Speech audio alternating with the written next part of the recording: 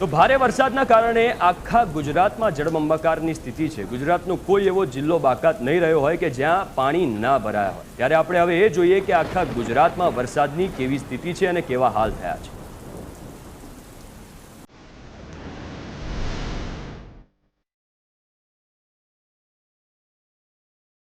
ગુજરાતવાસીઓ પર વરસાદની ખાર।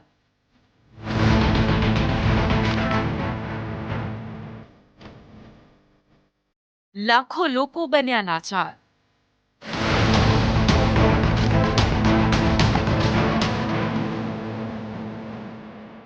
સેના ઉતારાઈ, તંત્ર દોડતું થયું।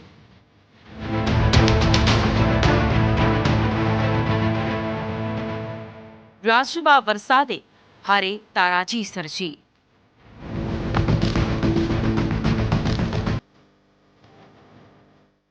આફત બનીને વરસેલા વરસાદે ગુજરાતની ગતિ જ થોભાવી દીધી। ટ્રેન થોભી, બસ થોભી, લોકોના રોજગાર થોભ્યા। મેઘતાંડવથી જનજીવનને ભારે અસર પહોંચી। વરસાદી આફત ગુજરાતની ધરતી માટે અમંગળ સાબિત થઈ। ગુજરાતમાં આકાશી આફત 24 કલાકમાં નવ જિંદગી ફરકી ગઈ। ખંભાતમાં ખડોદીમાં દિવાલ પડતા 3 લોકોના મોત નિપજ્યા। તો લુણાવાડાના હરિપુરામાં મકાન ધરાશાયી થતા 2 લોકોએ જીવ ગુમાવ્યો। જૂનાગઢના માંગરોળમાં તળાવમાં ડૂબી જતા 1 વ્યક્તિનું મોત નિપજ્યું હતું। તો બીજી તરફ ખેડાના ચિત્રાસર ગામે દિવાલ ધસી પડતા 1નું મોત થયું હતું। બાવળાના ધીગડામાં પણ વરસાદ કાળ બનીને આવ્યો। દિવાલ ધરાશાયી થતા 1 વ્યક્તિનો જીવ ગયો તથા જંબુસરના પિલુદ્રામાં તણાઈ જતા 1 વ્યક્તિનું મોત નિપજ્યું। તો બીજી તરફ કુદરતી આફત સામે કેન્દ્ર અને રાજ્ય સરકાર એલર્ટ છે। ગુજરાતમાં આકાશી આફતને લઈને પીએમ મોદીએ ગુજરાતમાં વરસાદી તારાજીનો તાગ મેળવ્યો હતો। પીએમ મોદીએ સીએમ ભૂપેન્દ્ર પટેલ સાથે ટેલિફોનિક વાતચીત કરી હતી। તો સાથે જ કેન્દ્ર સરકાર તરફથી ગુજરાતને પૂરતી સહાય આપવાની ખાતરી આપવામાં આવી છે અને આ જાણકારી મુખ્યમંત્રી ભૂપેન્દ્ર પટેલે ટ્વીટ કરીને આપી હતી। તો રાજ્યમાં ભારે વરસાદને કારણે સારી એવી પાણીની આવક થઈ છે, જેને લઈ રાજ્યભરમાં મહત્તમ ડેમો છલોછલ ભરાયા છે। તો ગુજરાતના ડેમની પરિસ્થિતિ પર એક નજર કરીએ તો ગુજરાતમાં 102 જળાશયો સંપૂર્ણ એટલે કે 100% પાણીથી છલોછલ ભરાઈ ગયા છે, જ્યારે 41 જળાશયો ડેમ 70 થી 100% વચ્ચે ભરાતા હાઈ એલર્ટ જાહેર કરવામાં આવ્યું છે। આ સિવાય રાજ્યના 22 ડેમ 50% થી 70% ભરાયા છે, જ્યારે 23 ડેમ 25 થી 50% વચ્ચે તેમજ 18 ડેમ 25% થી ઓછા ભરાયા છે। આ તમામ ડેમો પૈકી રાજ્યના 118 ડેમ હાઈ એલર્ટ પર છે તથા 18 ડેમ એલર્ટ પર છે, તો કુલ 7 ડેમ વોર્નિંગ પર છે।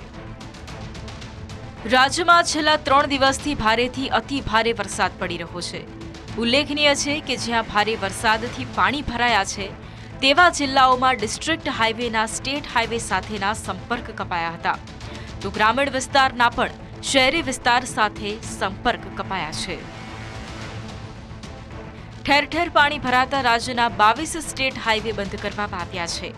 ગુજરાતમાં 1 નેશનલ હાઈવે બંધ કરવામાં આવ્યો છે, તો 34 સ્ટેટ હાઈવે તથા 44 અન્ય હાઈવે પણ બંધ કરાયા છે।